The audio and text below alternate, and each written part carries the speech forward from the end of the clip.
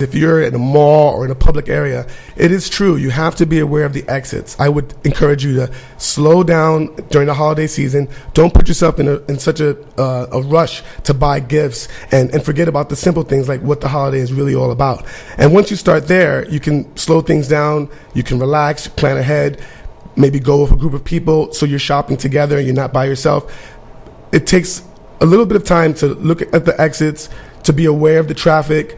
You see anything peculiar or weird, don't hesitate to look for a security guard or a police officer to help maybe clear things up if you see something that doesn't make sense to you. When I was 18, I worked at a sneaker store that was held up, and it was an early Saturday morning, and before I knew it, I was laying flat on my stomach with a gun to the back of my head for over an hour and 45 minutes.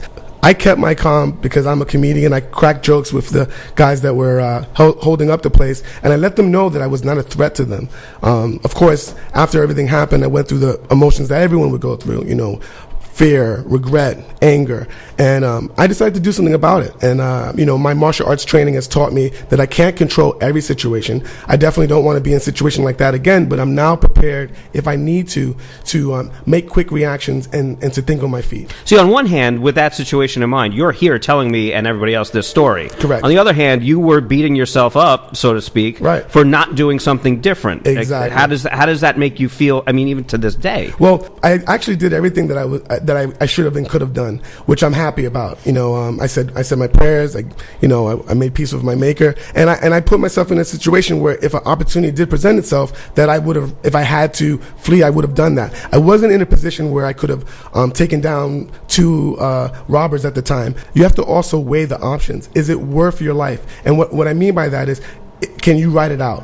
Are you dealing with a madman? If the person is shooting up the place or making insane demands, you might have to move a little bit faster than you would like to. Unfortunately, there are sick people out there and people that have bad intentions. And again, if we put ourselves in a position where we keep our wits about us, slow things down, plan ahead, be proactive instead of reactive, again, I feel like more of this attention should be brought on safety measures. If more schools would teach fitness and self-defense as opposed to advocating iPads and video games, we would put ourselves in a position where the country and the world might be a safer place.